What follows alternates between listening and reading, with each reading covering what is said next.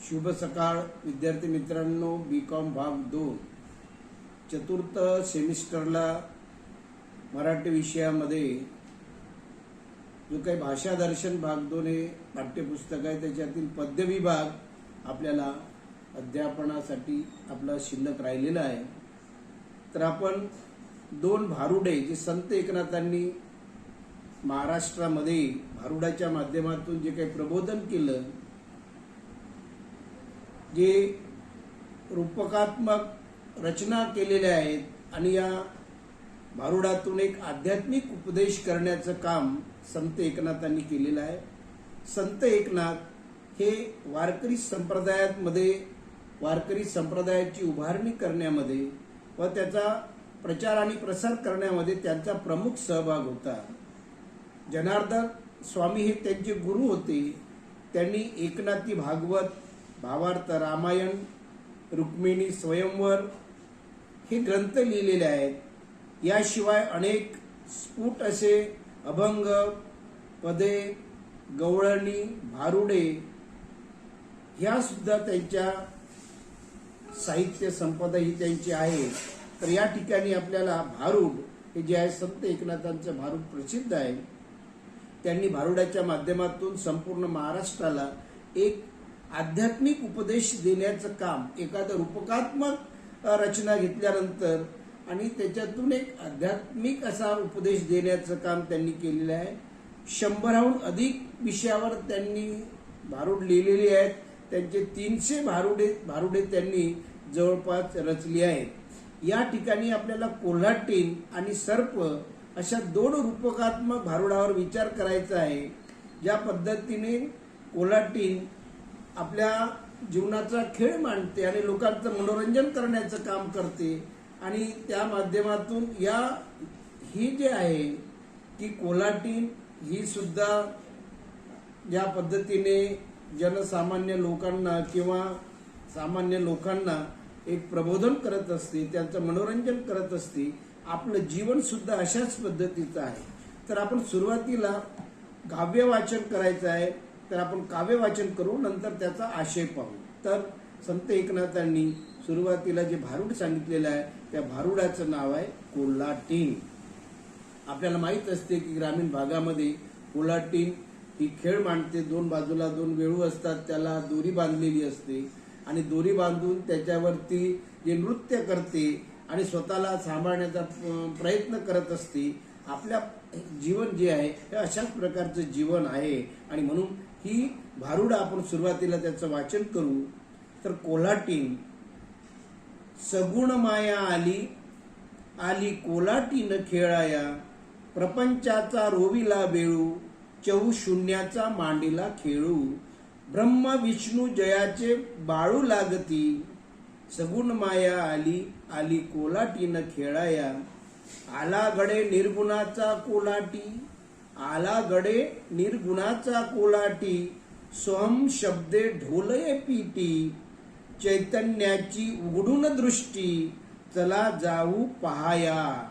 जशा प्रकारे ह्या निर्गुण जे असते अध्यात्म, या निर्गुणाचा जो आहे कोल्हाटी हा आलेला आहे, त्यांनी खेळ मांडलेला आहे, ढोल वाजवत आहे आणि अशा प्रकारे हा आपण त्याला पाहण्यासाठी जसं आपण कोल्हाटीला जातो तशा प्रकारे एक अध्यात्मामध्ये जी आदिशक्ती आहे या आदिशक्तीच्या भेटीला आपल्याला कोल्हाटणीच्या माध्यमातून एक रूपकात्मक अशा प्रकारचं भारुड संत एकनाथांनी सांगण्याचा प्रयत्न केलेला आहे।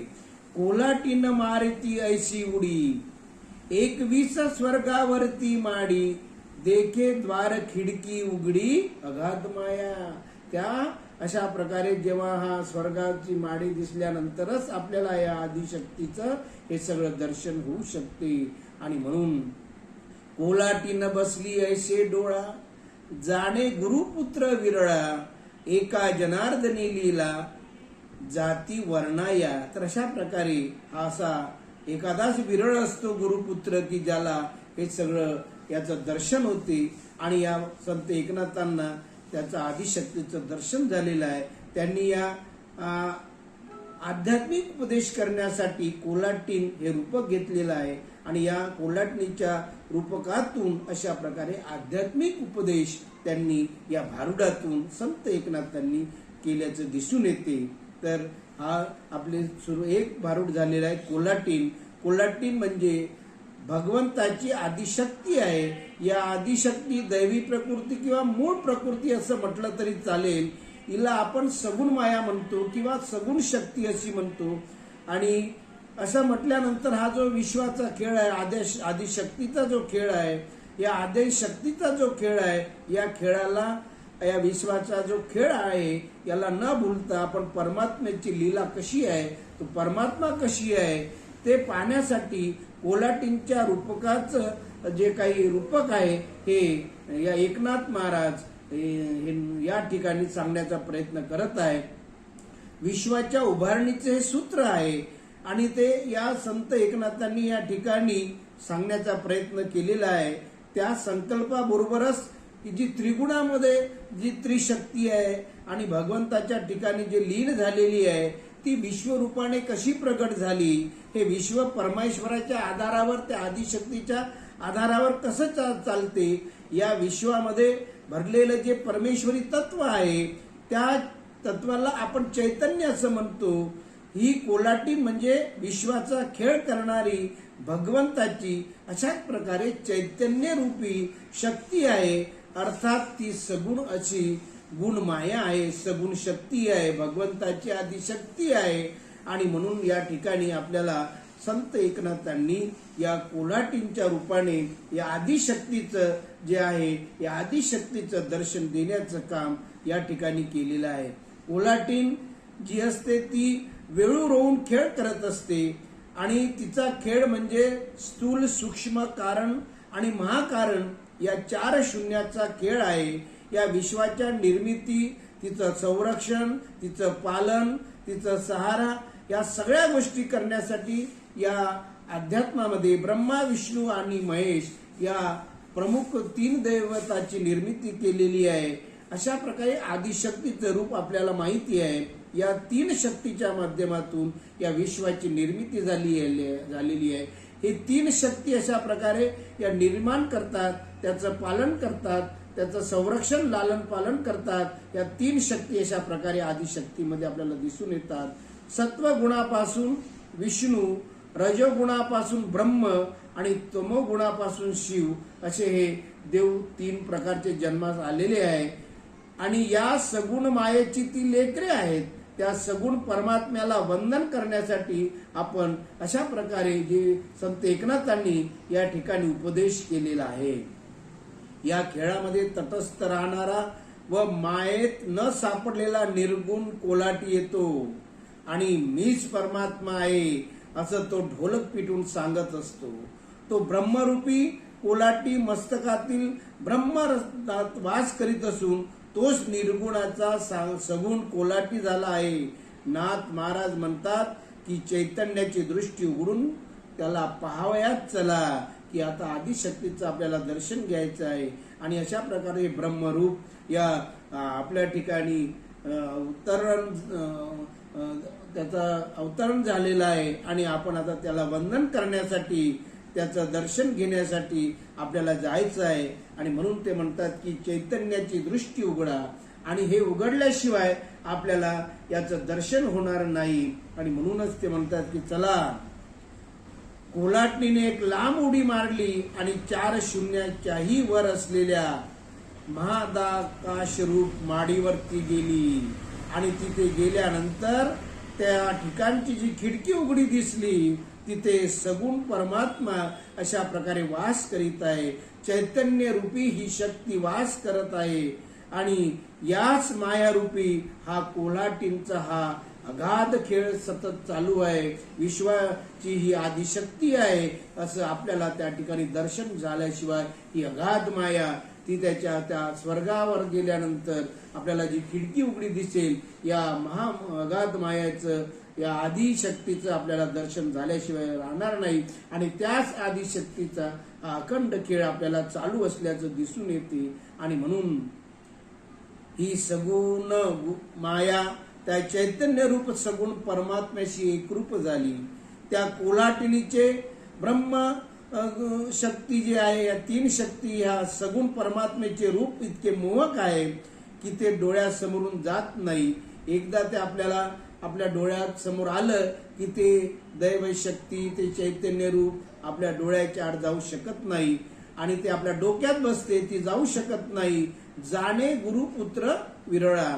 परंतु एखादाच मात्र असा गुरुपुत्र असतो की त्याला मात्र हे सगळं कळतं आणि तो हा संत एकनाथ महाराज आहे. त्याला त्या शक्तीचं दर्शन झालं आणि या कोल्हाटणीच्या रूपातून अशा प्रकारे हे आध्यात्मिक उपदेश संत एकनाथांनी या कोल्हाटीने या भारुडातून देण्याचा प्रयत्न केलेला आहे.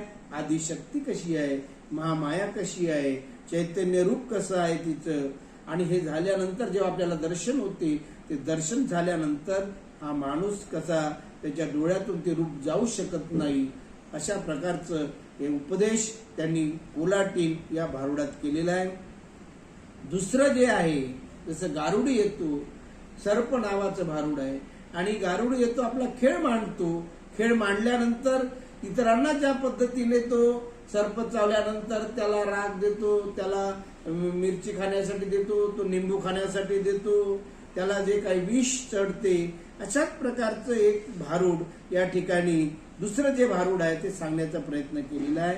या भारुडातून संत एकनाथांनी जे पारमार्थिक उपदेश केलेला आहे, आज पारमार्थिक किंवा आध्यात्मिक जे काही अधोगती झालेली आहे, हे संसारामध्ये कसे चटके सहन करावे लागते आणि हा मनुष्य या मोहामध्ये कसा सापडलेला आहे, या मोहातून त्याला मुक्त व्हायचं असेल तर मात्र त्यांनी या ठिकाणी अशा प्रकारे सर्प या भारुडातून एक आध्यात्मिक उपदेश संत एकनाथांनी केल्याचं दिसून येते. तर आपण याचा सुद्धा आशय पाहू की ज्या पद्धतीने गारुडी येतो, सर्प चावल्यानंतर जो ध्वंस झालेला असतो आणि त्याला जे विष चढते त्याचं जे उतरवण्याचा प्रयत्न करतो, तर अशा प्रकारे जे आहे आज पारमार्थिक तत्वज्ञान या ठिकाणी सांगण्याचा प्रयत्न त्यांनी केलेला आहे. त्याचा आशय आपण पाहू. स्वरूपाचा विसर पडलेली ही सगळी भोळी जनता, माणसं, यांना स्वरूप काय आहे, हे विश्व काय आहे, याचं आत्मचिंतन करत असताना त्याला मात्र तो खोट्या आशेने जे काही त्याला सत्य गवसत नाही आणि त्याच्यामुळे तो या सगळ्या मोहामध्ये पडलेला आहे. स्वार्थ, लोभ, ज्ञान या सगळ्या मोहामध्ये तो अडकलेला आहे. त्या ठिकाणी अशा प्रकारे जी अधोगती झालेली आहे पारमार्थिक, तो आध्यात्मिक अशा प्रकारे त्याच्या ठिकाणी आपल्याला प्रगती दिसून येत नाही किंवा जी काही अधोगती झालेली आहे आणि याच्यामुळे त्याच्या संसारामध्ये जी चटके किंवा दुःख येते त्याचं या ठिकाणी वर्णन संत एकनाथांनी केल्याचं दिसून येते. तर आपण आता पाहू. तर स्वस्वरूपाचा विसर पडला म्हणजे विशेष सुखाने तृप्ती होईल या खोट्या आशेने हा मनुष्य त्याच्या मोहामध्ये पडलेला आहे. त्यामुळे या सगळ्या खोट्या आशेमुळे या मनुष्याची पारमार्थिक अधोगती झालेली आहे. तो परमार्थापासून दूर गेलेला आहे. तो अशा प्रकारे आपल्या संसारामध्ये त्याची संपूर्ण अधोगती झालेली आहे.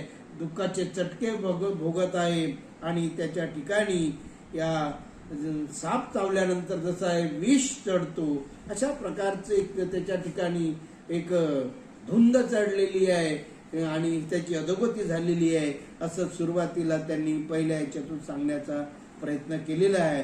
लोभाने त्याला ग्रासलेला आहे आणि अशा प्रकारे या लोभाने त्याला आपल्या पंजामध्ये पकडलेला आहे आणि त्याला डंक केलेला आहे. त्याच्यामुळे या लोभामुळे त्याला एक प्रकारचा त्याचं शरीर अशा प्रकारे डंक केल्यानंतर त्याला विष चढलेला आहे आणि त्याच्यामुळे हा सगळा विष चढलेला त्याच्या जीवनामध्ये दुःख निर्माण झालेला आहे. आणि म्हणून जो गारुडी येतो तो काय करतो की त्याला निंबू किंवा त्याला हा पाला देण्याचा प्रयत्न करतो निंबाचा, आणि मग दिल्यानंतर त्याला ही गोड लागायला लागते आणि भक्ती मात्र परमेश्वराची परमार्थाची कडू लागते. आणि आज मात्र त्याच्या ठिकाणी अशा प्रकारे दंश केल्यानंतर आत्मस्वरूपाचा विसर पडला, त्याचा तो देहभान विसरून गेलेला आहे, तो अविद्येच्या तावडीमध्ये सापडलेला आहे. त्याला जे लिंबू जरी खायला दिलं तरी तो गोड लागत आहे. आणि म्हणूनच तो पुढे म्हणतो की या मोहरूपी भुजंगाने ध्वंस केला. मी आशेच्या चक्रामध्ये सापडल्यासारखं झालेला आहे. माझा देह अशा प्रकारे तप्त झालेला आहे, गरम झालेला आहे. आणि म्हणून त्याला असं वाटते की आता मला कोणीतरी याच्यातून मुक्त केलं पाहिजे, वाचवलं पाहिजे. आणि म्हणूनच अहो गुरु राया, माझा जीव कासावीस होत आहे, आता मला मात्र तुम्ही वारा घाला. माझा कसं तरी जीव असा गरम झालेला आहे, म्हणून माझा जीव वारा घालून थंड करा. हा मोहरूपी जो आहे, हा लोभाचा, अहंकाराचा जे काही आहे हे सगळा मला साप चावलेला आहे, त्याचा ध्वंस झालेला आहे. आणि कडुनिंबाचे पाने सुद्धा मला गोड लागतात. भक्ती गोड, कडू लागत आहे. द्रव्य नाश होऊन आता दुःखाचा अतिरेक झालेला आहे. आता असत्य रूपी या रक्ताच्या गुळण्या येऊ लागलेल्या आहेत. असत्याने वागून धन मिळवण्याची जी माझी प्रबळ इच्छा होती, त्याच्यामुळे हे सगळं लोभामुळे माझ्या जीवनामध्ये दुःख निर्माण झालेलं आहे. आणि म्हणून एकनाथ महाराज म्हणतात, मोहरूपी सर्पदंशाचा परिणाम सांगताना म्हणतात, कामासक्ती स्त्री भोगाची डोळ्यावर धुंदी चढलेली आहे. परनिंदा व परस्तुतीच्या रसाने माझे दात काळे पडलेले आहेत. या विषयाच्या संकल्प विकल्पाचे म्हणणे म्हणजे माझ्या वासनेचा आवेग उठत आहे. स्त्री पुत्र लोभाच्या भ्रांतीने जीव ग्रासलेला आहे. अशा प्रकारे स्त्री पुत्राच्या लोभाने याच्यामध्ये मी अडकून पडलेला आहो. मला स्त्री भोगाची धुंदी चढलेली आहे. ही कामवासना माझ्या डोळ्यामध्ये आहे. आणि म्हणूनच अशा या कामवासनेमुळे माझ्या माझे दात काळे पडलेले आहे. आणि या विषयारूपी संकल्पाने या वासनेच्या सगळ्या चक्रव्यूहामध्ये मी अडकलेला आहो. आणि म्हणूनच मी तूपणाची थोर आली भुली, मी येते कोण ओळखी मोडली. मी तूपणामुळे माझी सगळी शुद्ध हरपलेली आहे. मी कोण आहे, मला माझी खरी ओळख मी विसरलेला आहो. माझ्या ठिकाणी अहंकार आला आहे. आणि म्हणूनच तो या गुरुला विनंती करते की हा सद्गुरु माऊली, मला विनंती करते की माझा आता विवेक काया माझ्यातून गेलेली आहे. आणि म्हणूनच या माझी आता आत्मविस्मृती झालेली आहे, मी स्वतःला ओळखत नाही. आणि म्हणून शेवटी असं एकनाथ महाराज म्हणतात की अशा स्थितीमध्ये सद्गुरु माऊली धावून आली. त्याला या सगळ्या याच्यातून त्याला आपलं मुक्त करायचं आहे. या संकटातून त्याला पारमार्थिक या आदिशक्तीचं ज्ञान द्यायचं आहे. आणि वैराग्याचं मग त्यांनी पाणी पाजलं, डोक्यामध्ये विवेकाचं अंजन घातलं. आणि आतापर्यंत जो म्हणत होता मीच परमात्मा आहे, हा जो अहंकार होता, हा अहंकार या त्याच्या ठिकाणी निघून गेलेला आहे. आणि मग मात्र त्याला कळलं की सर्व जग खोटे आहे, सत्य केवळ ब्रह्म आहे. आणि मग त्यांनी अंगारा लावला आणि सर्पाचं विष उतरून गेलं. आणि मग त्याला कळलं की सत्य जर केवळ ब्रह्म आहे असा बोध त्याला झाला. या अखंड स्वरूपाचा अंगारा त्यांनी या माऊलीने या लावला आणि त्याला खऱ्या या विश्वशक्तीचे, आदिशक्तीचे हे ब्रह्मज्ञान प्राप्त झालं. आणि या सगळ्या मोहातून तो मुक्त झाला. मोहरूपी सर्पाचं विष जर उतरलं आणि खरी त्याला कळलं, खरं सत्य कळलं की सत्य केवळ ब्रह्म आहे आणि सर्व जग खोटं आहे. या गोष्टीचा त्याला ह्या गोष्टी त्याला कळल्या. आज करा आपल्या आदिशक्तीचा मंत्र आहे, हेच खरं आपलं ब्रह्मज्ञान आहे, हेच खरं जीवनाचं ज्ञान आहे. आपण लोभात पडू नये. अहंकारापासून, या दुर्गुणांपासून आपण मुक्त जर झालो तर खऱ्या अर्थाने आपल्याला या परमेश्वराचं, आदिशक्तीचं दर्शन होऊ शकते. असं आपल्याला या 2 भारुडातून संत एकनाथांनी सांगण्याचा प्रयत्न केलेला आहे. तर विद्यार्थी मित्रांनो, अशा प्रकारे आपण या ठिकाणी 2 भारुडं पाहिलेली आहे. संत एकनाथांनी या भारुडातून आपल्याला जे पारमार्थिक उपदेश केलेला आहे तो फार महत्वाचा आहे. आजही हा उपदेश आपल्याला या काळामध्ये लागू होतो. आणि म्हणून वारकरी संप्रदायाला भागवत संप्रदायाला मोठं करण्याचं काम या संत एकनाथांनी केलेलं आहे. आणि खरोखर महाराष्ट्रामध्ये त्या काळामध्ये मराठी माणसाला हे पारमार्थिक उपदेश करण्याचं काम संत एकनाथांनीच नव्हे तर वारकरी संप्रदायाने फार मोठ्या प्रमाणात केलं. आजही वारकरी संप्रदाय संपूर्ण महाराष्ट्रामध्ये सगळ्यात मोठा संप्रदाय आहे.